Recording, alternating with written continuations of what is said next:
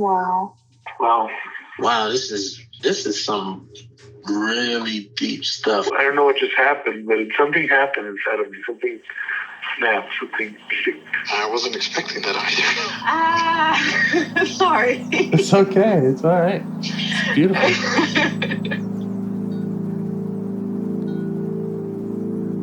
Monster is like really small, but it had to become that to stop me. And then the hurt child became present when you mentioned it. And I didn't realize this until now. There were things that I didn't remember until now. Funny. I haven't seen that before. It feels like I'm the monster. I'm kind of seeing images of things. Of a world where they can exist.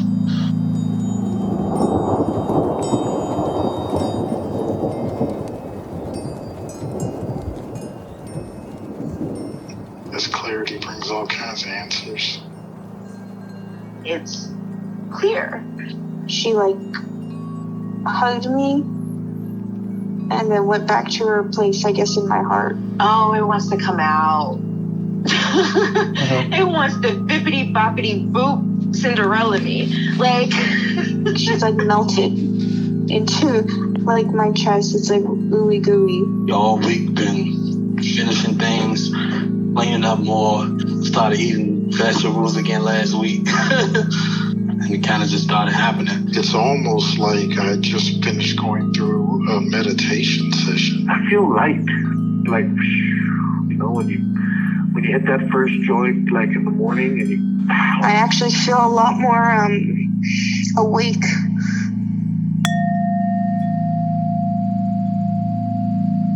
Great sessions lately, the ones I've heard. Thank you. I think so too.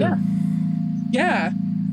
So cool. It's just hearing people get more and more vibing with their parts. So awesome. Yeah. You really should be happy about that. I am happy. I mean, you don't have to be happy, but you have every right to be. Yeah, I'm pretty happy about it. Good. I'm glad.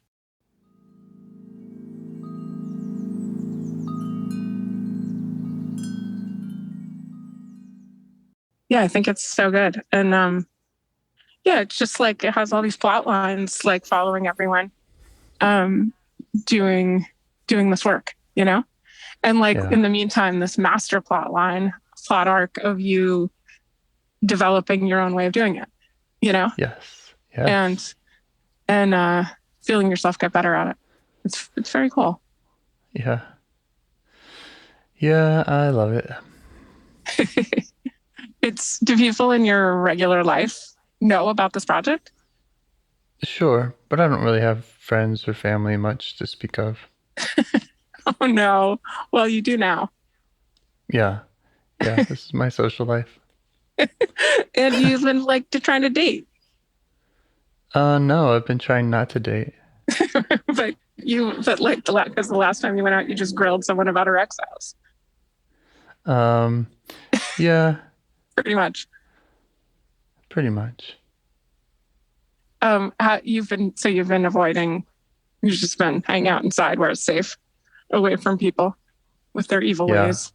I live out in the country, and so it's just like that. I work for myself, and I don't really actually have to work much at all. So to do anything would be a 30-minute drive or 25, and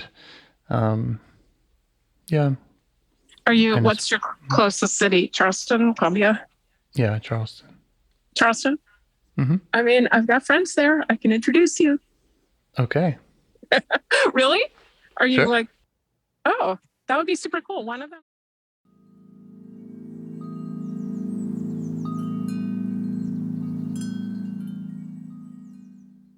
Well, let's figure out how to do that.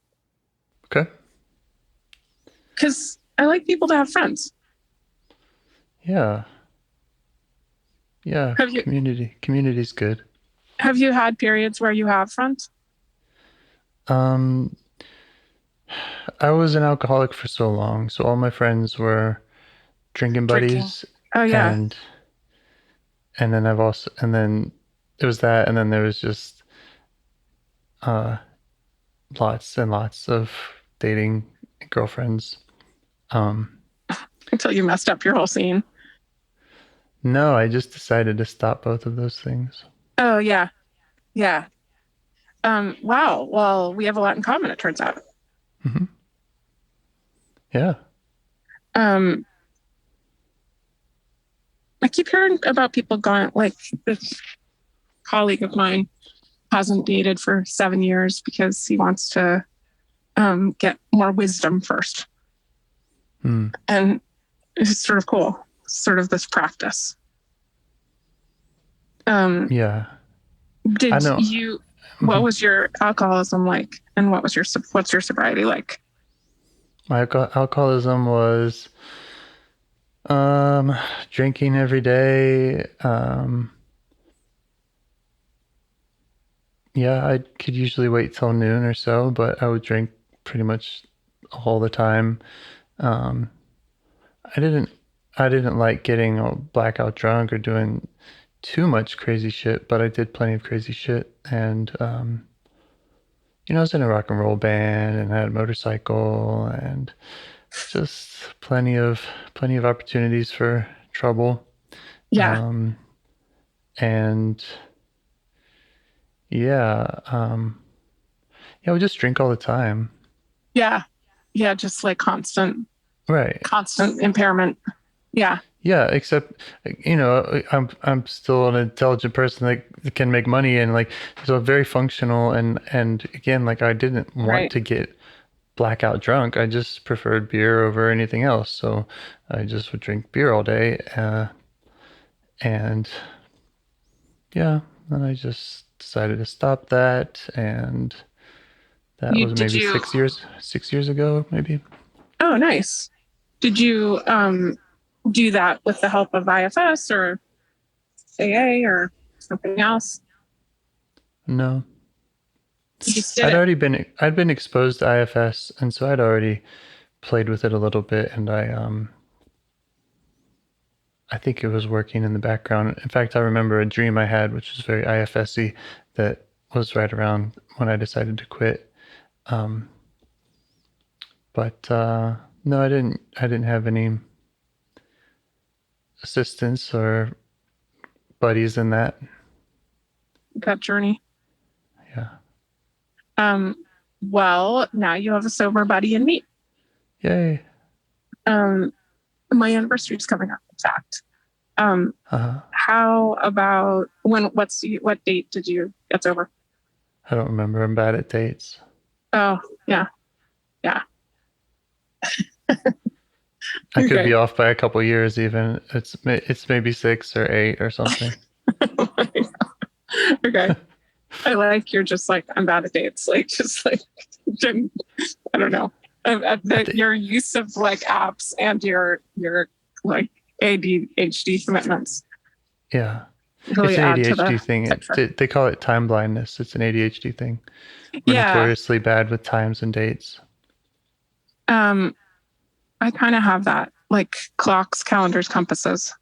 I get lost real easily and don't know what time it is. And like I'm late a lot. And also... And you're a risk taker, and they called you aggressive when you were young, and true that. Yeah. Mm-hmm. Does that all go with ADHD? Of course. Hate being trapped. Yeah. Hate being bored. Although the internet is nicer for that. Right. Yeah. Did I tell you the aggressive thing? Yeah, I must have. Oh, and that part that we met last time, which I'm sure is a big part of you. It said what it wants more than anything is to not have any rules, not have any laws. Yeah. Mm-hmm. Yeah. Rules, laws, bad. Yeah. Right. Yeah. Just like... How do you respond to stimulants? Oh, I love, like, if I were just in the happiest times of my life, but before I got sober, I guess, and maybe of all time, are still Coke. Like, I'm just a Coke person. But Sure. but Adderall was okay. Like, here's my problem with amphetamines is that they first I lose my desire to sleep, then I lose my desire to eat, then and then I'm like flying, like, oh, I have no physical needs, and then really quickly I lose my desire to live. Like, no appetite. What about coffee and nicotine? Coffee all the time. I haven't smoked in a long time because I started taking Wellbutrin for depression around the time I was also a heavy an smoker. off-label for ADHD. Oh, really? Mm-hmm. Yeah, and then it was approved as Zyban to quit smoking, but I didn't know that yet, so I just like slowly quit smoking, and I thought it was just me. I liked smoking. I love coffee. Not so big on amphetamines. I mean, I become like full tilt and focused and everything, but I also get a kind of a death wish, like this really hollow feeling. I don't like, lots of people like losing their appetite, but I don't. It makes me feel like I'm grieving.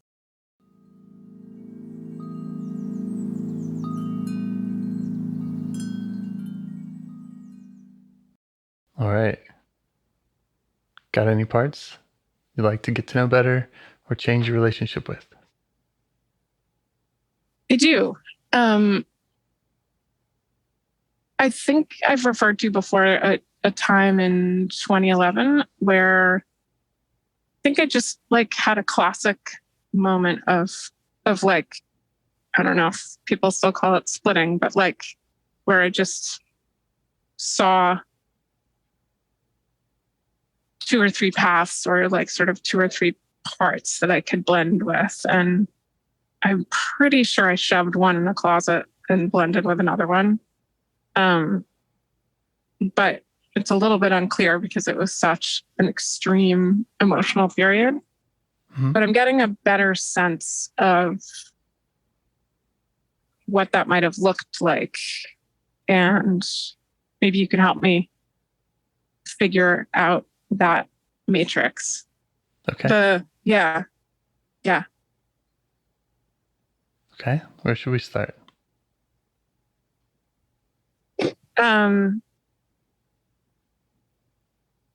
Well, in that period, so I know I've said before, and sometimes I feel like the story part is kind of tedious, but it was just like a very classic betrayal by a friend.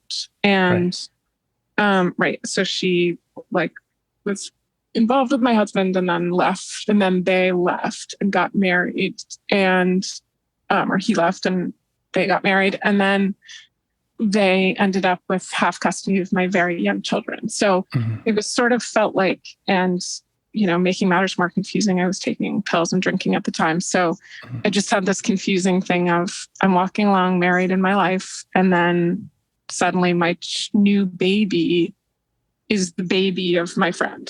It was just like this lizard brainy feeling of confusion and like animal howling pain.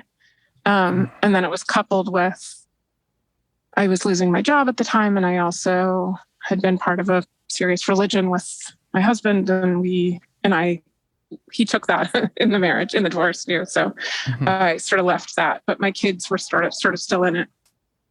And she's the new wife is very much in it. Okay. The reason I'm bringing this up is just that I felt very strongly like I had to move on, get a new job, pay for the divorce, get sober, figure out my life without this religion, and solve these kind of practical problems.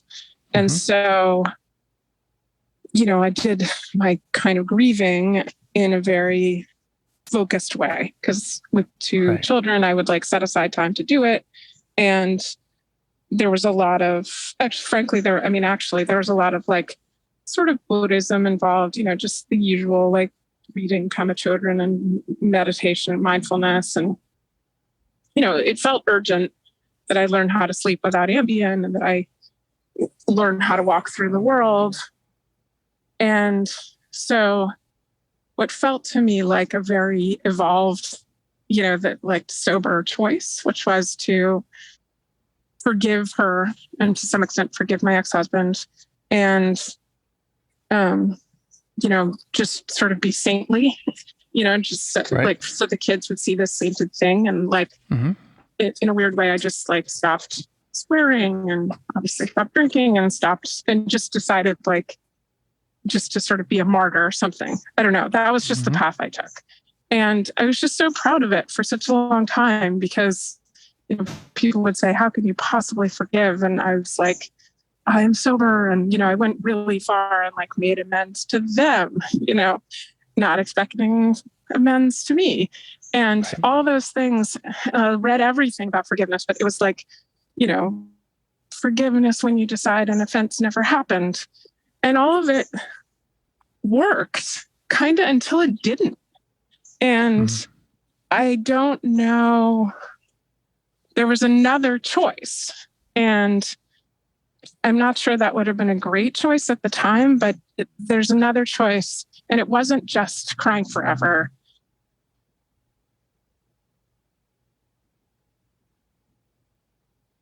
I didn't hear anything you just said after crying forever.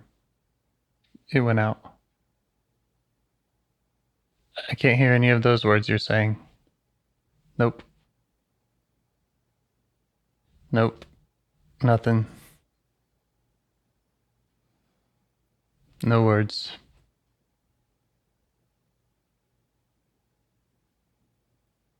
James? Hey, I kind of heard my name. It's a little better. Okay, good. I'll just stay where I was. So I could have feel like in retrospect, I could have gone on a rampage or I could have become paranoid or, never dated again, or I don't know what. It just seemed like there were all these options. And I chose one very deliberately that had a lot of other parts. And the prospect of going back there and recovering whatever else is there, whatever parts I exiled in those early moments where I was finding out about there was a particular moment where I was like, finding out that my ex-husband lived with my friend. They had just moved in together very quickly and that she was already disciplining the children and like had just moved into this role. Sort of no one had told me. And, I had to kind of cover it up because the kids, something like my son said like, oh, we have a cat to someone. And then he said to me, that's Alice's cat. I mean, and then I just had to put a lot together. I mean, even thinking back on it, just think about like my brain working really slowly, like almost like the beginning of the pandemic where you're like, wait, what? Everything's closed? Just like you have to catch up a little bit, or at least that's how the pandemic felt to me. And then this too, it was like someone just kept telling me more and more surreal things and I couldn't seem to get on top of them. And I also felt like they imposed a lot of new obligations on me out of nowhere.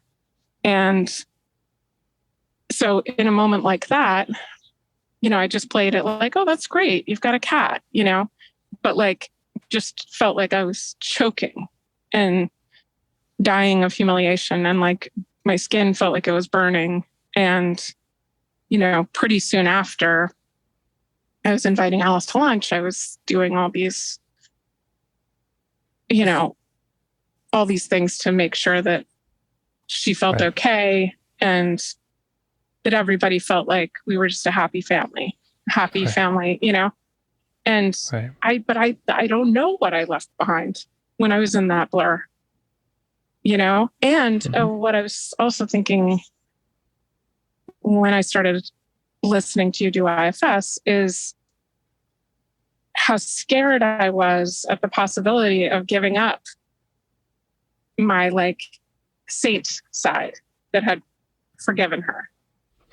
And that made me think that it was doing a lot of work, a lot of protective work. Yeah. And, I almost was like, well, I'm not doing IFS since clearly I have to look at that one. And I just want to spend my whole life not looking at that. Yeah. And so that was a nice clue that I should go toward it, not away. Yeah. I feel like in one conversation we did look at the saint part, or Yeah. one close. There was the Olympian soccer player. Yeah. That's right. Yeah. I mean, right. I think I have brought it. I think I've definitely, I mean, I know I've definitely brought this part up. And right, the Olympian soccer player is sort of the part that went into like complete administrative mode and was like a phoenix from the ashes and was like, how can you possibly do this? And, you know, I just felt like all, you know, kind of almighty. And then the She saint had to part, win. she had to win. Exactly. Right. Like win at divorce, win at betrayal, win at sobriety, win at whatever. But I think right now it's the dynamic between that saint figure and possibly another exile. And I'm feeling like that exile might be less kind of bereft and more just like fucking furious, you know, like more like really in this really simple way that I just don't let myself. There was one time that I destroyed this like work of art that my ex-husband had left that I never really liked. It was like American flag made of feathers. And I just like took a brick to it and a kind of a sledgehammer and then had someone clean it up. And that's by far the most aggressive I've ever been in my life. And I think there's way more there. And I've never also expressed it toward or about Alice. And I used to think that's because I didn't feel it, but now I increasingly think I'm just not allowed to feel it. Okay.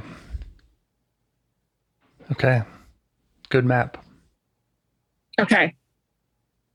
Good, because I haven't really been able to like surface this particular part of things. So the saint part. Yeah. That you felt identified with. Yeah. Yeah.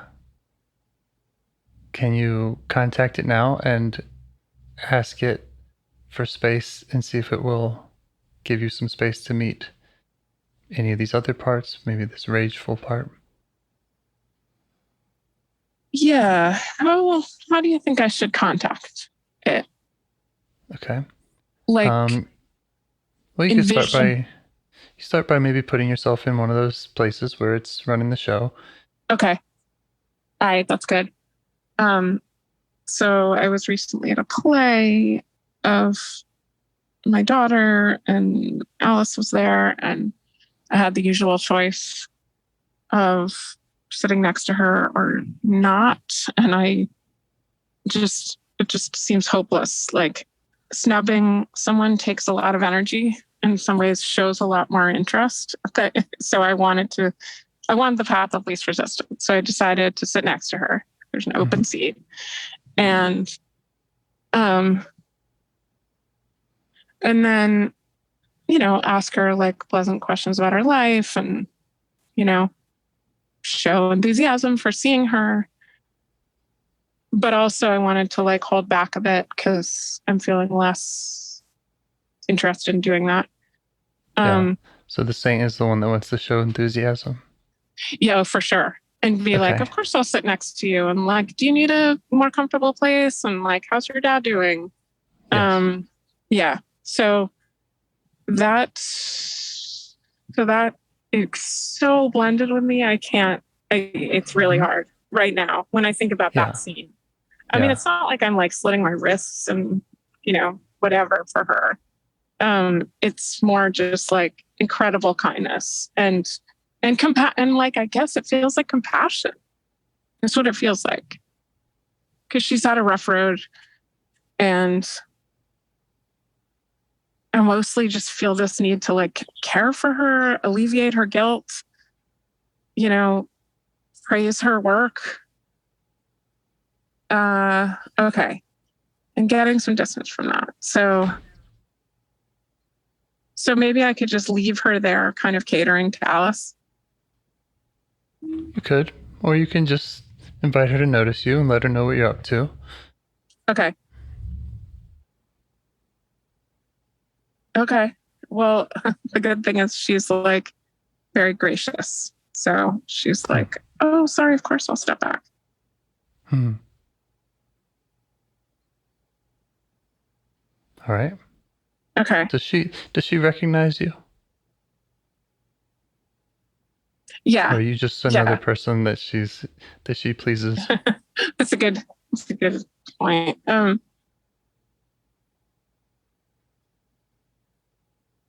Yeah, she recognizes me. She sort of a little bit knows I have her number, that she's like a little bit like a junior league person or a,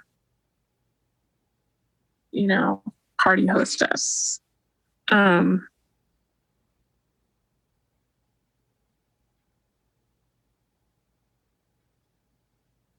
Yeah, I think she does know that I'm different. I don't know that she can trust that I'm not like a furious misanthrope, who like hates everyone. That's what she's afraid of coming out, right? So that's what she's on guard for. Right. So you can let her know that you're not that part, but you're going to go meet that part. Right. Maybe I think what myself has that she doesn't have that makes us really different is clarity. I've just gotten really into the idea of clarity in self. And I think that part is helping us draw a distinction because she's like more sees things in a gauzy way. So I think I can unblend with her that way. Yeah. Yeah, I think she's cool to step back. Be like sort of in her gauze. Sort of like old Instagram filters that were like really pink, Yeah. Great. Yeah, she's over there with that. Yeah. Good. Okay. So now you can try to contact that part that had the rage. Yes. So that's just like a little like red Tasmanian devil sweating fire heat miser kind of figure. And how do you feel towards it? Scared and like it needs to stay in its cage. Yeah, let's talk to the scared part. Okay. Okay. Yeah. It's welcome. It makes sense to be scared of a part that has that is so fiery. Yeah. Oh gosh, I thought it was in good sound, but now there's a lot of ambient noise. So it is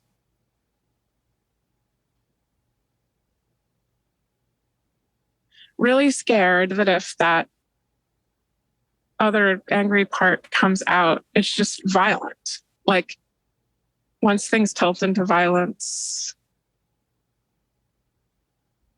it just doesn't know. It's just all bets are off. Like it can handle anything as long as it's like still verbal, emotional. But this thing feels like it's got like razor blades on it and sharp edges and might actually start destroying people's bodies. Yeah, and is that the concern that there will be an external violence, or is it more concerned about an inner violence? It's like actually concerned that might that part might like go to Alice and like stab her in the face or push her downstairs. Yeah. How do you respond to that? Like right now, it's starting to make me like a little bit teary. I just feel like the fearful part also needs to protect the outside world from this thing. And that's why that's why it's in the cage, you know? Yeah, well, it's also protecting you. If you're stabbing people, that would Right, exactly. not work out so well for you. That's right. I mean, I'm now remembering just, I feel like one of the few times I've been physically violent was like punching someone in the stomach in, I think 3rd or 4th grade, so 8 or 9. And just this horrible feeling afterward of like, I'm a monster, you know? And right.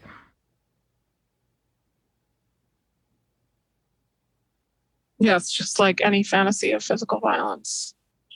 And often like get the fuck off me kind of violence, like pushing it's always like often pushing someone down the stairs or pushing someone just backward, off a cliff or something. Yeah. And it just feels like a big threat. Like it would land us in jail, and all the compassion in the world to all the parts wouldn't help because we'd all be in prison. You know? Yeah, and it would land you in jail. So yeah, that makes sense. yeah, right. If you thank go thank that part for looking out for that. It doesn't want this rageful part to overwhelm you, to blend with you, and to be able to run the show. Yeah.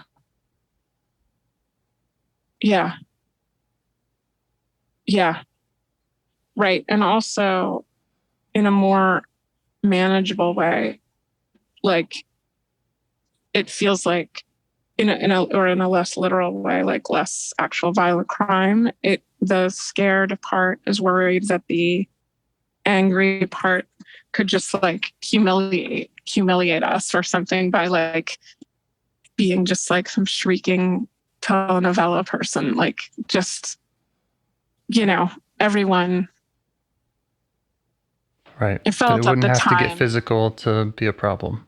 Right. It could just like start screaming like, fuck you or something. And then then like the world would be like, aha, she was screwed over. And now it's embarrassing. You know, she's like a real housewife, like turning over tables and getting really, I'm going to cut a bitch kind of thing. And that would be, I'd lose so much face that way. You know, like what are my chances of like getting a job? I mean, now I'm back in 2011, or like dating again or whatever, if I'm just like some like bitter divorcee, you know? So like that anger has to keep boxed up because we can't move on. We'll either like be in prison for real or metaphorically if it comes out. And I think that's about the size of what the scared part thinks.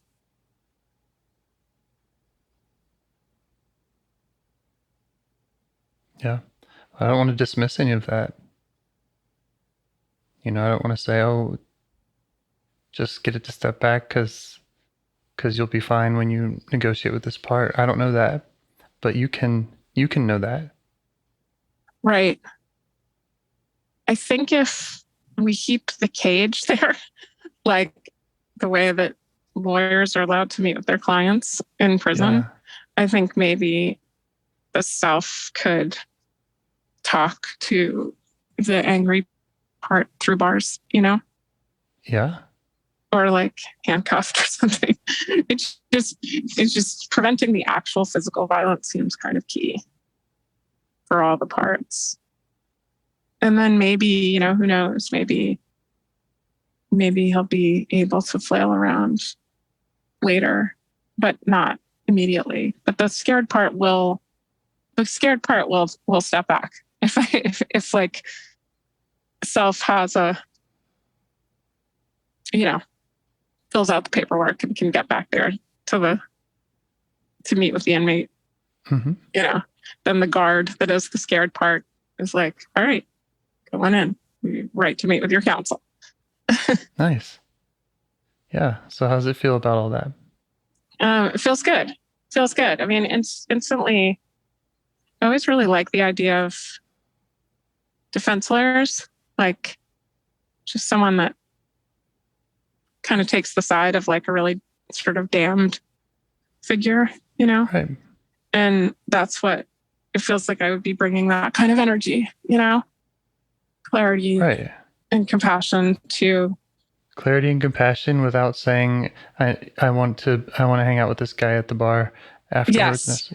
Right. That's it. Yeah, exactly. Yeah, keep the handcuffs on for now, but you know, everyone needs one friend, and I'm your one friend. I really like that. That's what you can be at all the parts that don't have a friend. Yeah. I love the idea. Like when I've stayed friends with people in my life who've like alienated other people or done bad things, I always wonder why I, you know, don't cut them off completely. And it just seems important that everyone needs one friend, you know? Mm-hmm. So I think I have real world friends who are very angry. So I think I could do that. And the scared part can always come back in if it feels like this isn't going well, or that this part's going to overwhelm you. Yeah, that's good. Yep.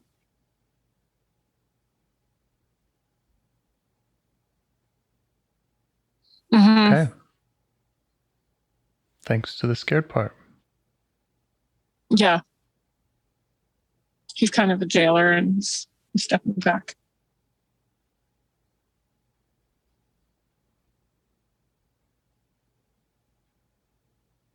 It's pretty crazy how vivid everything is. Mm-hmm. Yeah. Now can you get back in touch with that red devil sweating fire? Yeah. He's just, skin is so hot, and he's sort of little and round and razor bladey. Just really freaking weird and scary.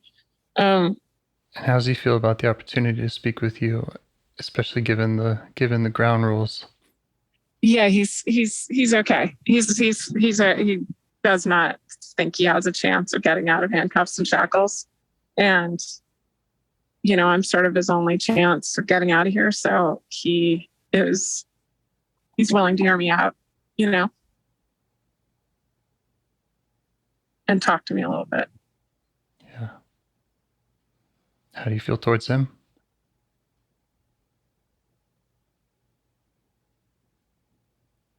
Kind of impressed. Like he's just been like sleeping in this really gross little cell, and he's just like physically really strong. Like there's no bed in here, and he's just like sleeps on the floor. And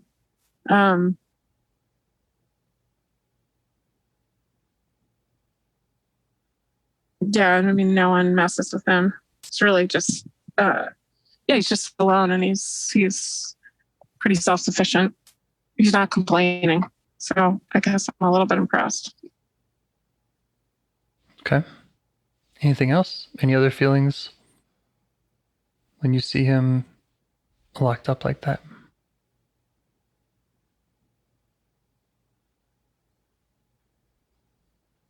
A little bit sad for him, you know? It's like he had these pretty high ambitions and was too aggressive, got in the system. And it's also not quite clear what his crime is, you know? Like he hasn't actually physically hurt anyone yet. And I mean, so he's pretty much just being imprisoned for his vibe and his anger, which isn't illegal.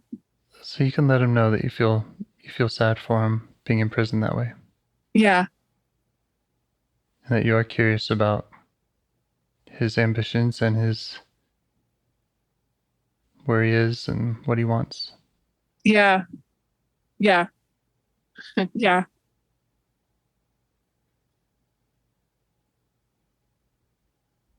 What does he want to tell you? He just looks a little bit ashamed.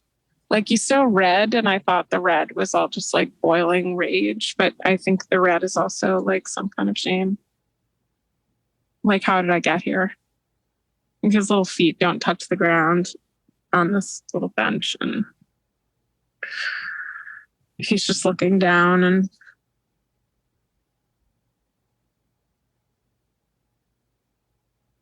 seems like after all the sound and fury, he just is another dude in jail. Just let him know you see that you see him that way, and that you see his shame.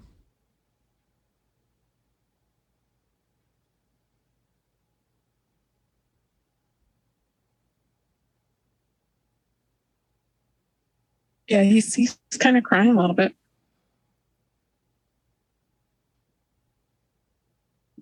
But he's still pretty hostile. Like, he kind of feels like he was just tricked into crying. Tricked into crying by this process, or yeah, like he was being concerned trolled or something. Like, I see your shame. And then he started crying, and then instantly was, I mean, not instantly, but in a second was just like, didn't believe that it was sincere. Is it sincere?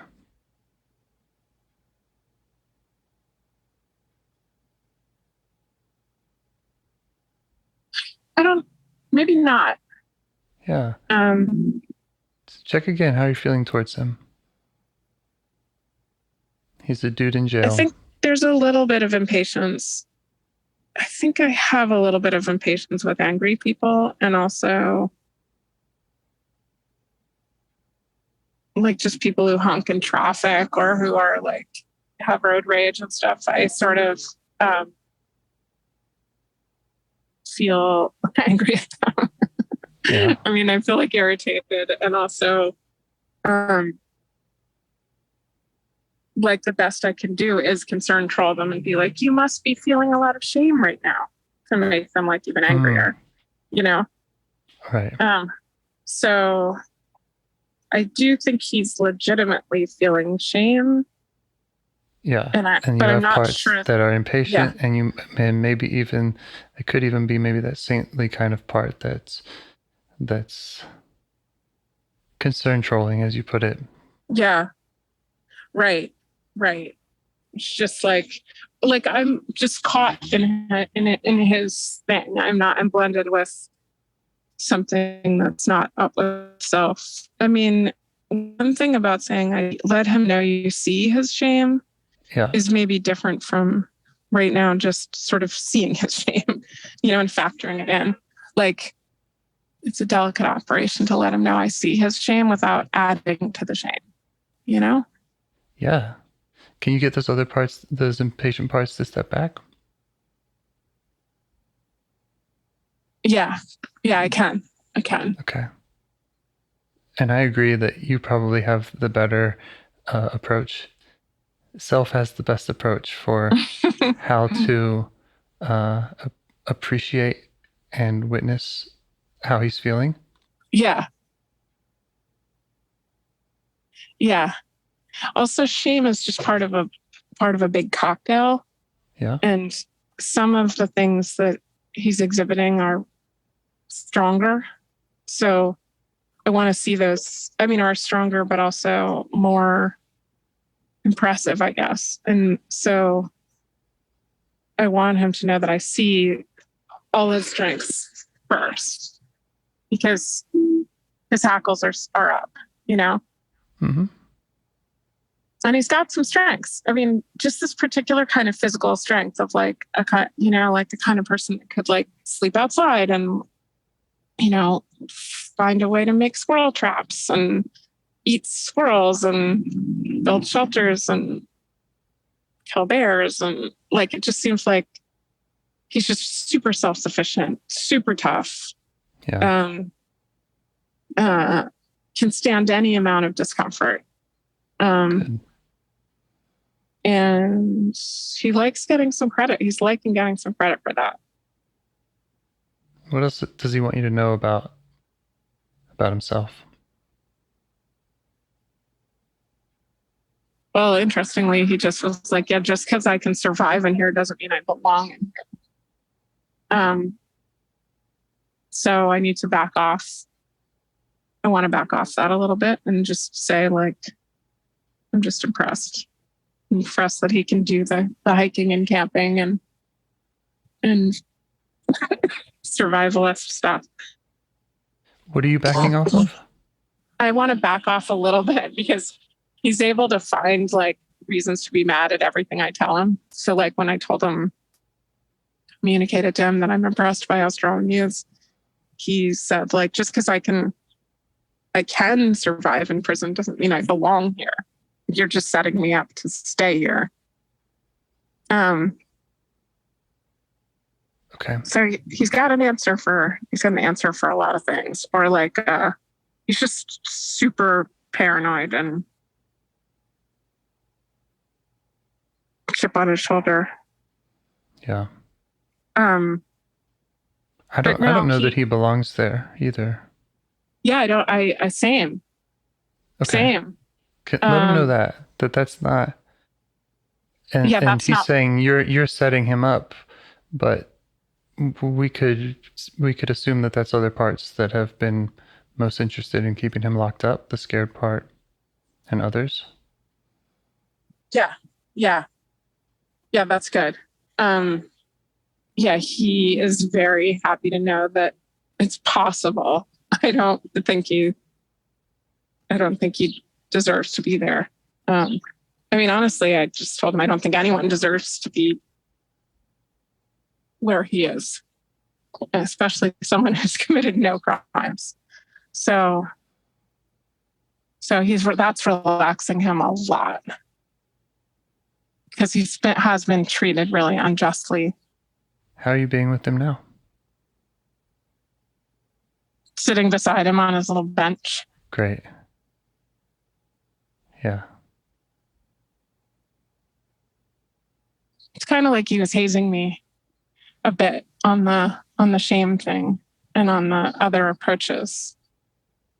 It was really important. I mean, that was a good catch. I like to say that I don't think he deserves to be there. Some other part of me is saying like I should have led with that. Why didn't I lead with that? Like some management of people part that wants to do it all right, not spook anyone. Yeah. But that guy's back too. Self's good. Self's on the bench. Great.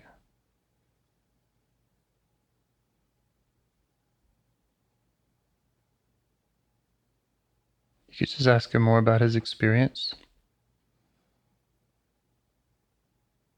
his story. He's a little bit partnered with Olympian. Like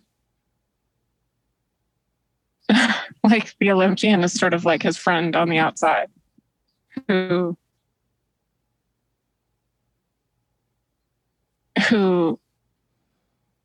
kind of arranges the world and occasionally sneaks him stuff, food, whatever, and is like wants to win, Wants to win. But dominate. Not dominate, exactly, dominate the same way that the angry part does, except that the Olympian, is nonviolent.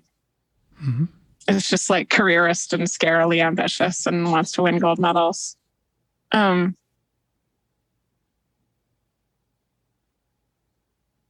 I don't want to distract from you being with this part, but just while we're on the subject of other parts, we once met a part who said she wanted to shoot up a school. Oh.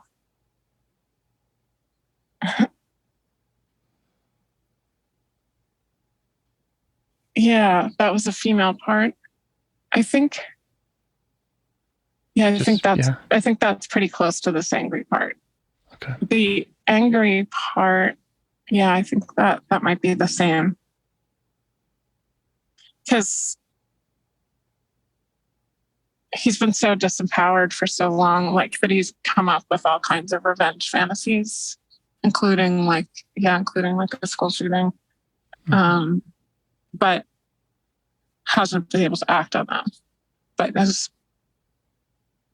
which is making the fantasies all the stronger.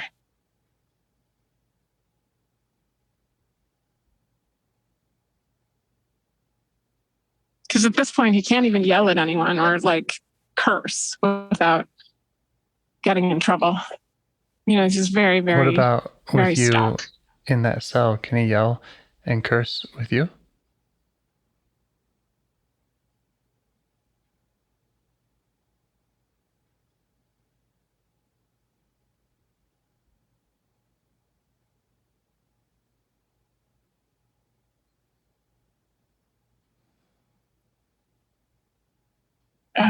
Yeah. That's a good question.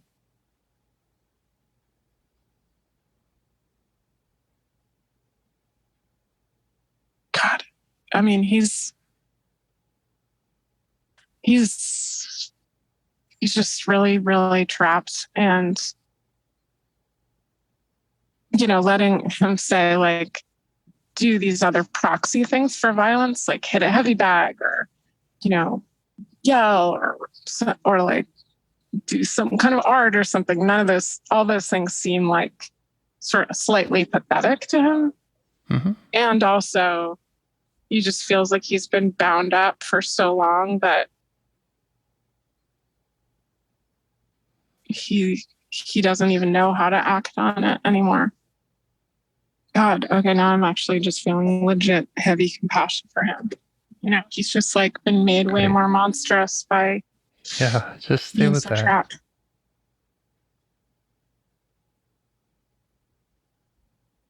Just let him know how you're seeing him.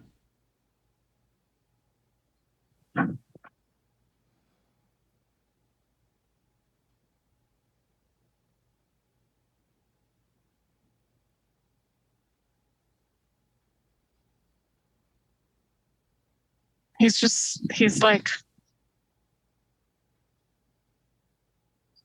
like all violence is just, or all anger and violence is impotent unless someone is actually physically hurt. And then it's just a dumb therapy thing.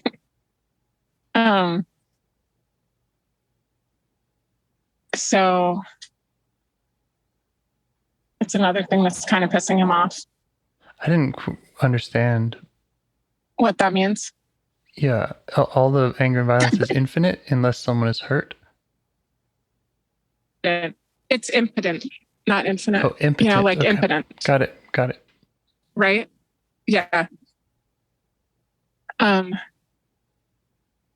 You know, the way like an angry kid, you might be like, you're so angry, why don't you do finger paints? Mm-hmm. So he's had this message, if you will, or this fantasy that's been blocked of hurting people. Yeah. And what is it that he is hoping to accomplish for you with that?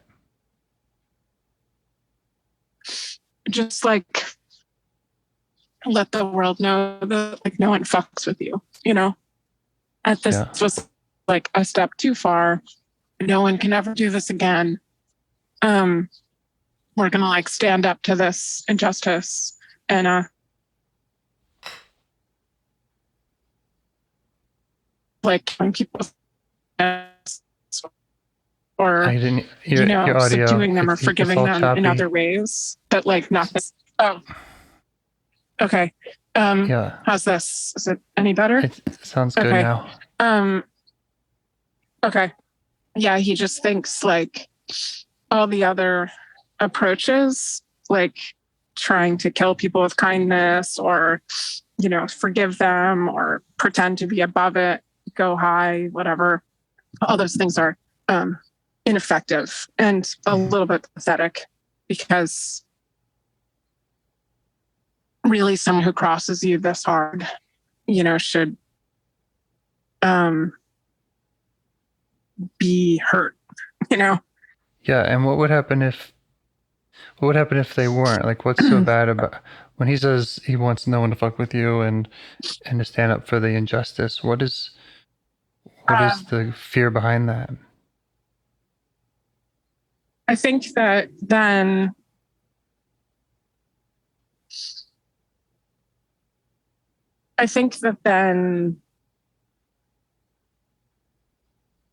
people like would see us all as pathetic.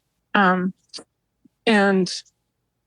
maybe especially in real life, especially like my kids, they'd be like, so, our dad had an affair with your friend and you just forgave her.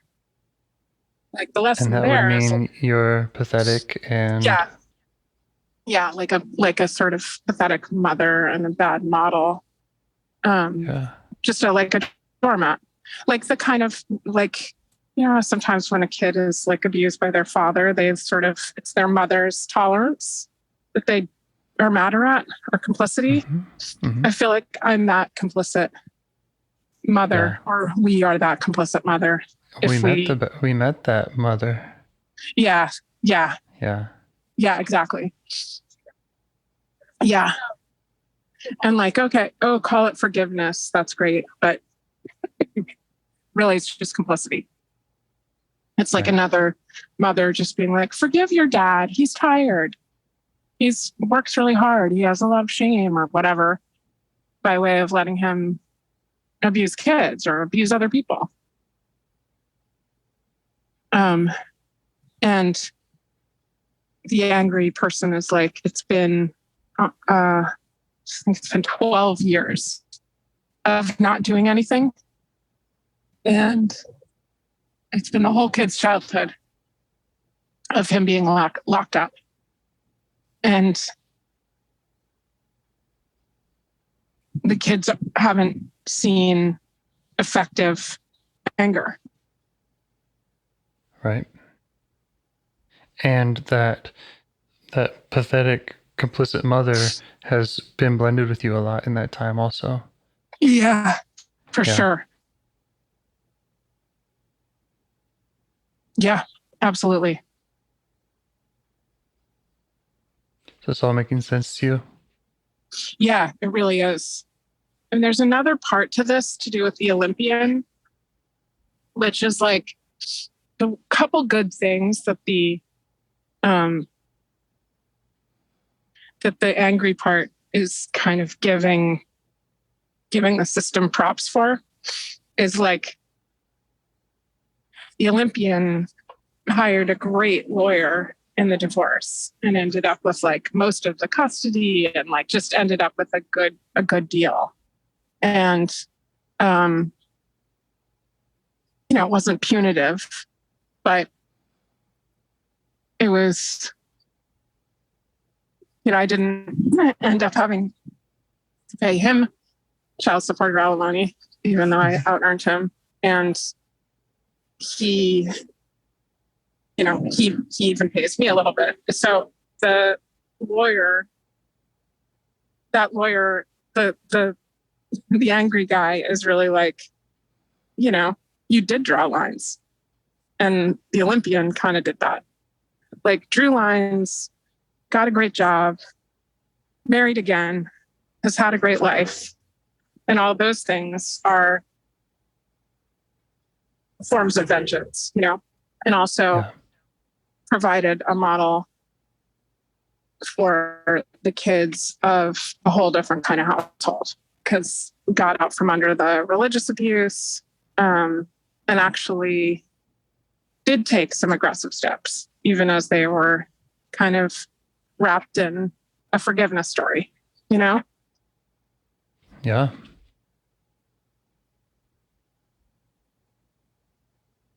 Like I'm thinking like, I don't know, just somehow, I don't even know what that expression is, but like iron fist in a velvet glove or whatever. Yeah. And also his communication with the Olympian has been a pretty powerful alliance. But it's like secretive because the saint is like takes up all the oxygen, but but they have their little deal. Yeah.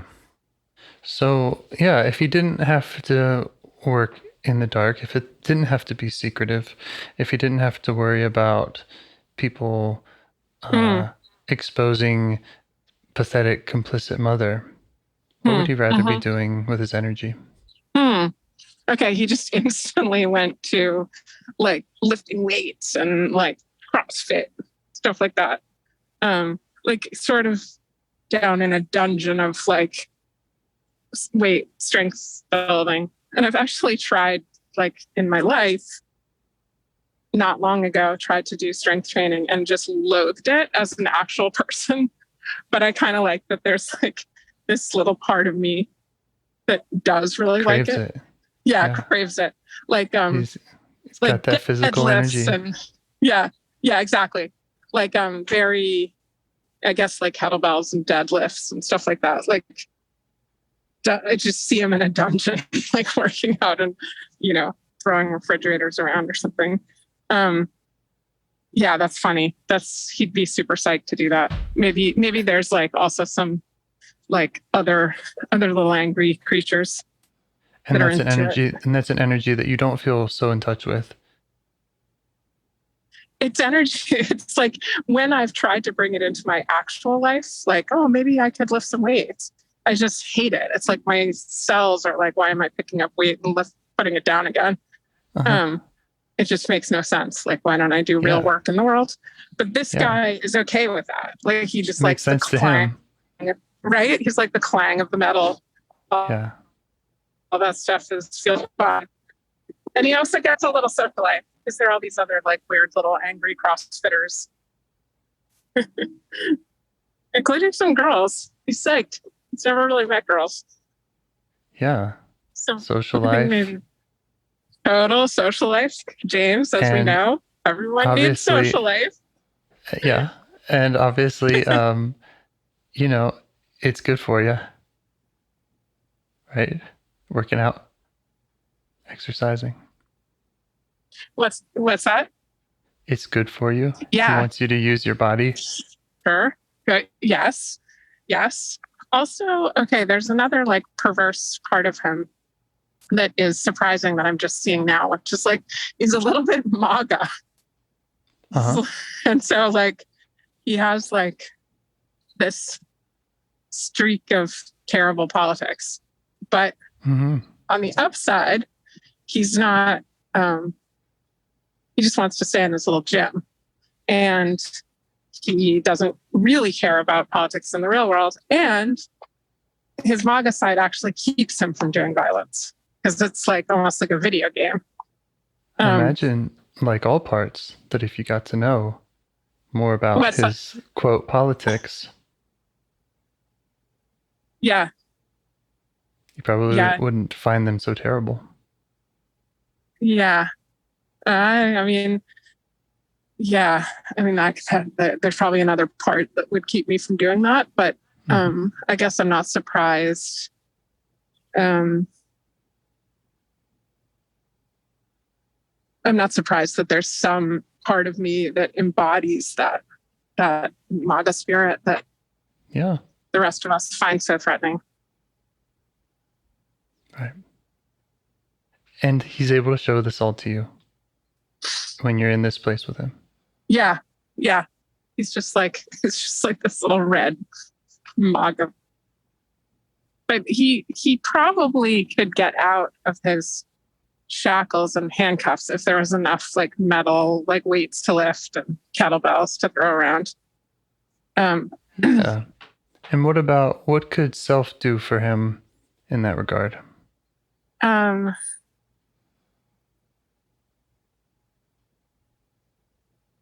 You know, just periodically kind of like check on him to be sure. Oh yeah, be sure he's hydrated. Like one of the problems I've had with like really lifting heavy weights is just like dehydration. I don't know. I feel like he needs like bananas and Gatorade and water and stuff. So maybe I can refill the water cooler, make sure he's got enough water, shower, towel, whatever gym people like.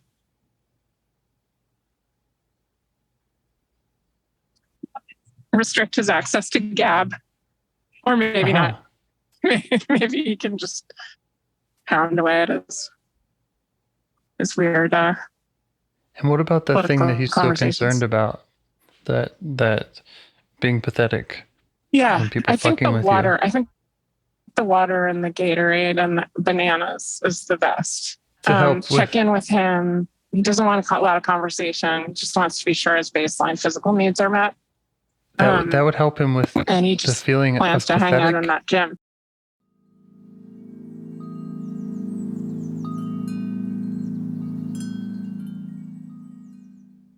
Can't hear you. Can't hear you. Can't hear you. Still can't hear you. Okay. Oh, hey. Okay. Sorry. Can I? I had a yes. question, and I was confused about the answer. What would help him with the idea that the world could see you as pathetic, and people would fuck with you?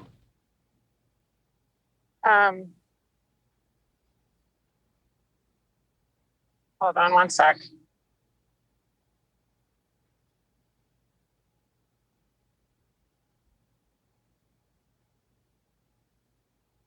What could help him with the idea?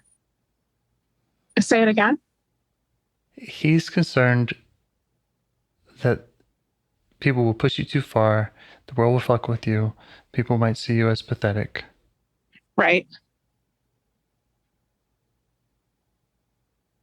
What would help him with that?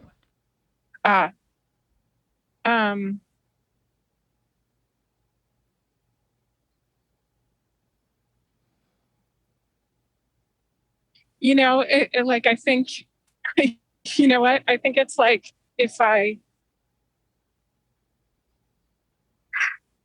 the world knows that he's there, you know, like that he's like a side of me. It's like, you know,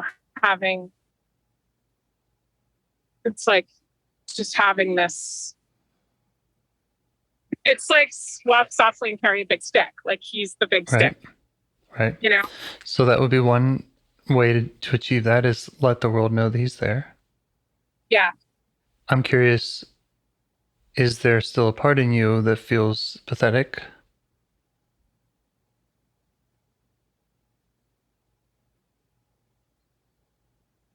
And would it help him to relax if you were to work with that part?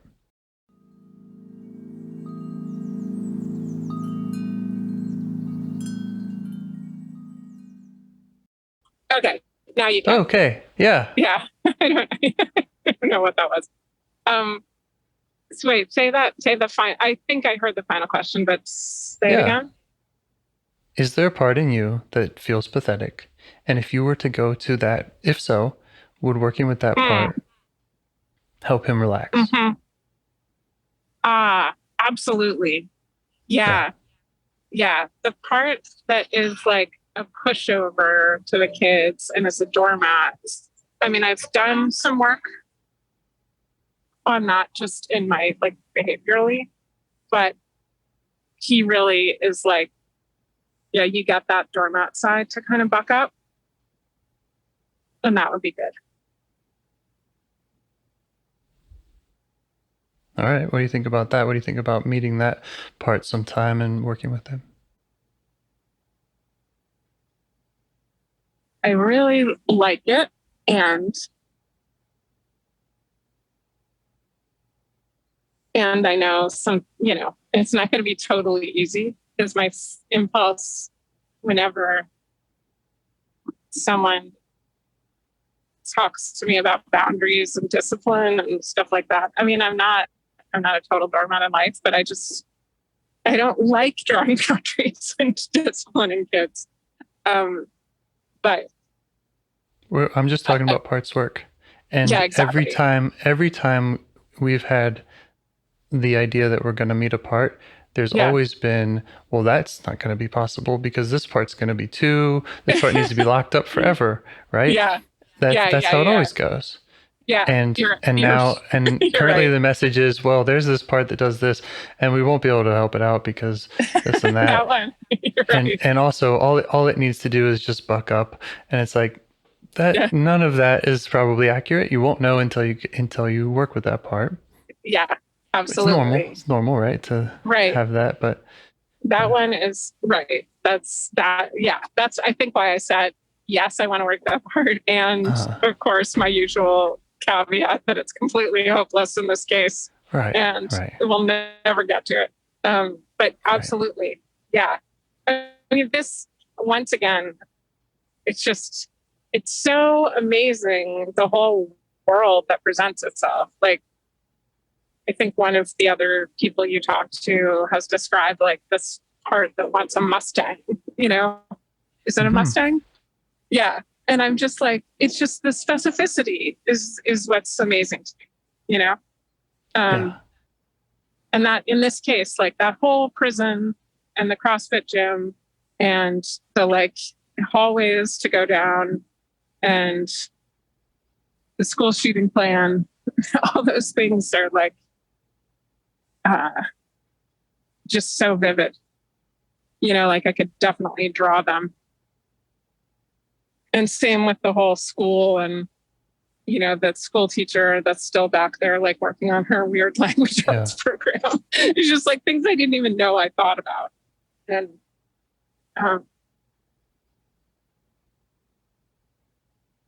you know, like I think go ahead. Oh, I just think one time I asked, like, what are parts? And you said they're pretty much, for all intents and purposes, people. And that's what they look like to me. Right. They just look like people that are not really meat. You know, they're like, yeah, they're individuals. Yeah. Yeah. How does the jailer feel about your interaction? I mean, he's over the moon because he feels like he's over the moon because he's out and he's just in his gym and he's like meeting girls for the first time who are kind of. I'm sorry. Also, I was asking about the jailer, the scared one. Oh, the jailer, right?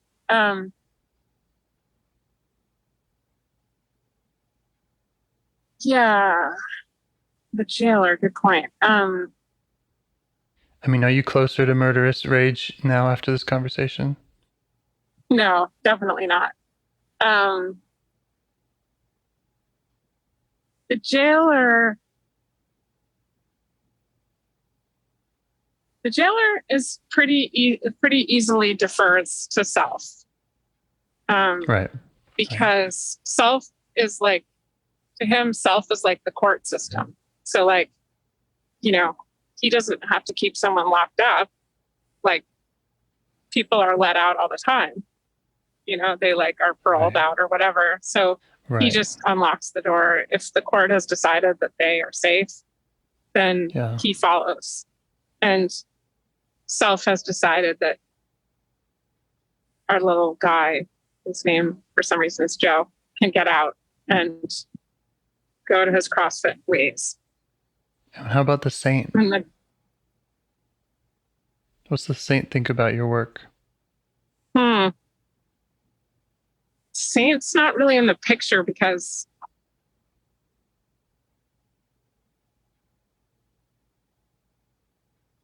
the saint has just like always pretended that the angry guy didn't exist. And also the angry guy was like on a different track with that Olympian. Like that was an alliance. And the saint is more aligned with the jailer. I thought the saint was working so hard to get other people to not think that the angry part existed. The saint knew.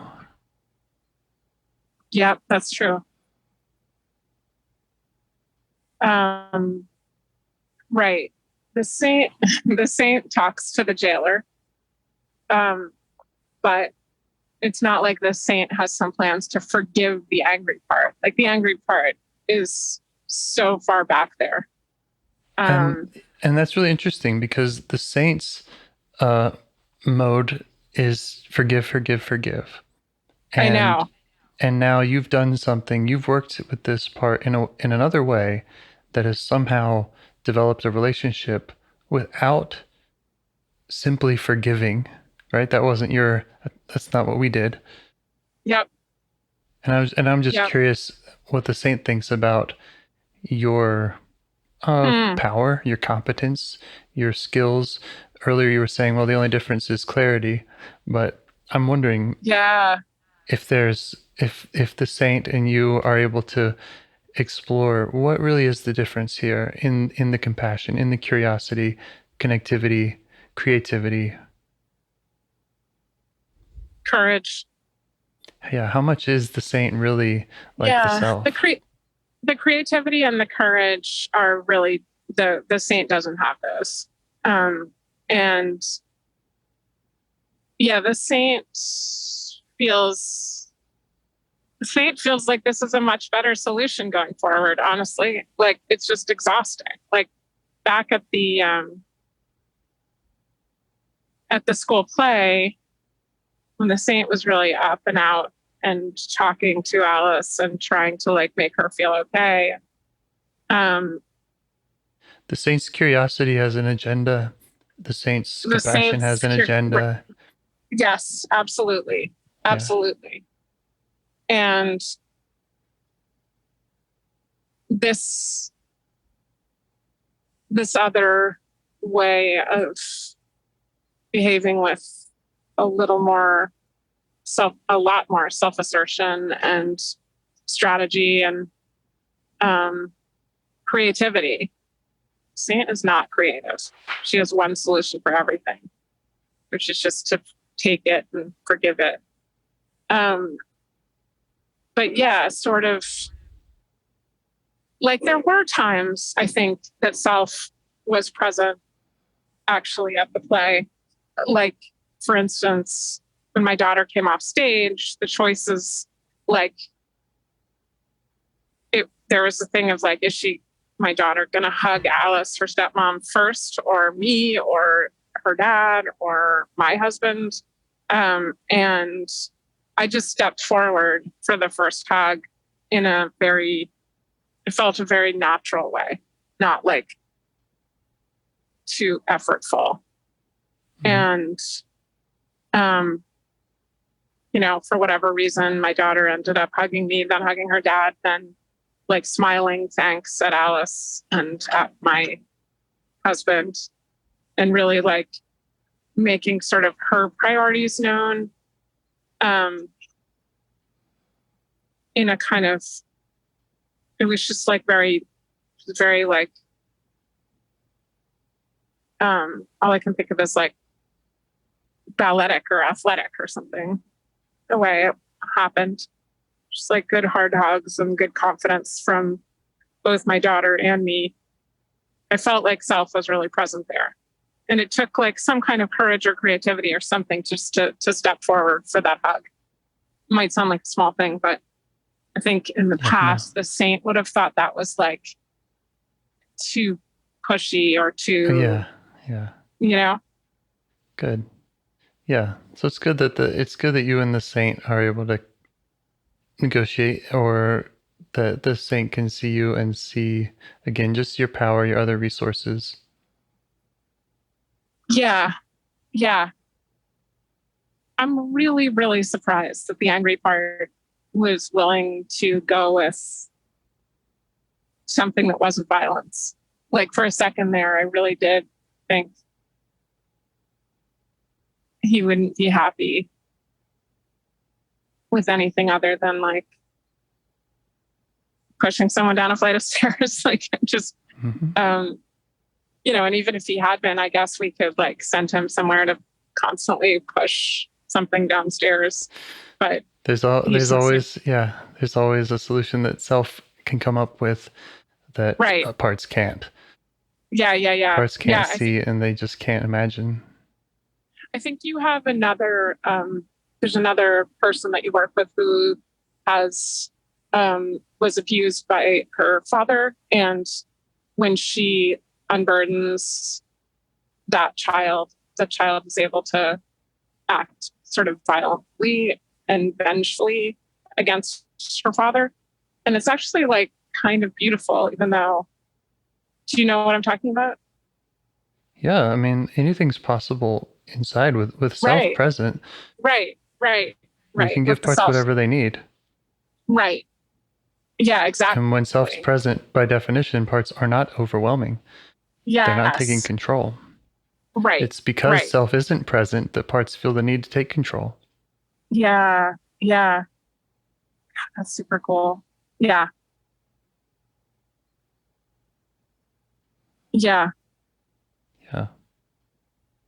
All right. Thank you. Thank you. I hope that you continue to develop your relationship with all of these parts, and I hope that we get to work together again. Yeah, me too. Will you send me a link again? Yes. All right. Awesome. I can't express my gratitude enough. It's just a revelation. Great. Thank you very, very much. Okay. Have a great rest of your day. Okay. Take care. Okay. Bye. Do you want to help bring more self-energy to the world? If you'd like to participate in calls or help out with this project in any way, I'd love to hear your ideas. Join the Discord server or contact me at james@liveifs.com. A huge thanks to our audio engineer, Yvonne, for your care and diligence in editing the calls. To every caller for your courage in sharing some of your parts. And to anyone out there getting to know their internal system, keep going.